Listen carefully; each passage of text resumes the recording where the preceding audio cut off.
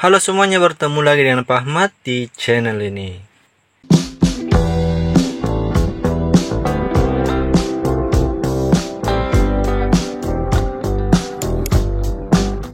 Di video sebelumnya, kita telah membahas perkembangbiakan tumbuhan secara generatif, vegetatif alami, dan vegetatif buatan.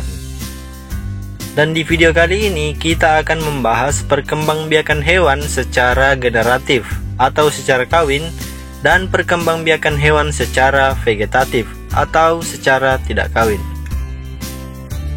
Sebelum kita lanjut ke pembahasannya, saya ingatkan kembali, jangan lupa subscribe channel ini agar channel ini makin berkembang dan bermanfaat bagi kalian semua. Karena channel ini berisi informasi yang mungkin belum kalian ketahui atau yang mungkin kalian lupa.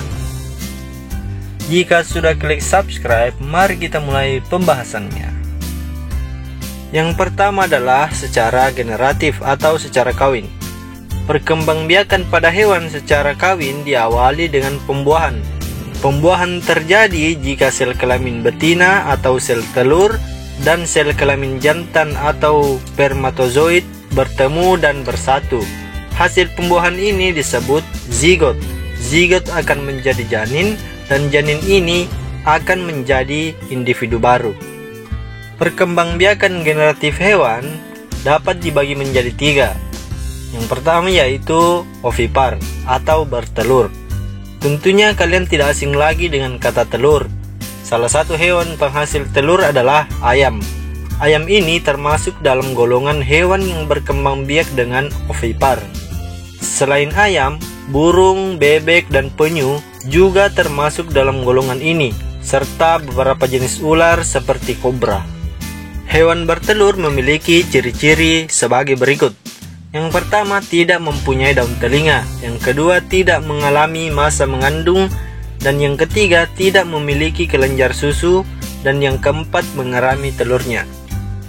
Berikutnya, vivipar atau melahirkan. Hewan yang melahirkan juga menghasilkan telur. Akan tetapi, telur tidak dikeluarkan dari tubuh. Telur tetap berada di dalam rahim hewan betina. Telur tersebut juga tidak terbungkus oleh cangkang atau kulit yang keras. Setelah telur itu dibuahi, telur akan tumbuh menjadi calon bayi dan menjadi bayi yang sempurna. Selama itu pula hewan betina mengalami masa kehamilan. Beberapa hewan yang berkembang biak dengan cara melahirkan memiliki ciri-ciri sebagai berikut. Memiliki daun telinga, memiliki kelenjar susu, mengalami masa mengandung, dan memiliki rambut atau bulu halus. Contoh hewan vivipar atau hewan yang melahirkan adalah sapi, kucing, kambing, dan lain-lain. Berikutnya yaitu ovovivipar atau bertelur melahirkan. Bertelur melahirkan merupakan proses di mana embrio berkembang di dalam telur dan telur tetap berada di dalam tubuh induknya sampai telur menetas. Setelah telur menetas, individu baru tersebut keluar dari tubuh induknya. Contoh hewan yang bertelur melahirkan adalah paus, ikan pari, dan beberapa jenis ular seperti ular derik. Nah, itulah dia tadi perkembangbiakan secara generatif hewan. Berikutnya, kita beralih ke perkembangbiakan hewan secara vegetatif atau perkembangbiakan hewan secara tidak kawin. Perkembangbiakan secara vegetatif pada hewan ada tiga jenis. Yang pertama yaitu membelah diri. Contoh hewan yang berkembang biak dengan membelah diri adalah jenis protozoa, yaitu hewan yang bersel satu seperti amoeba. Selain amoeba, ada juga hewan yang berkembang biak dengan cara memisahkan bagian-bagian tubuhnya. Contohnya bintang laut. Bila bintang laut dibelah menjadi dua bagian, maka tiap bagian tubuhnya dapat tumbuh menjadi individu baru.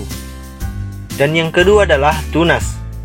Tunas atau bertunas adalah cara berkembang biak pada hewan pada saat organisme baru tumbuh pada hewan tersebut.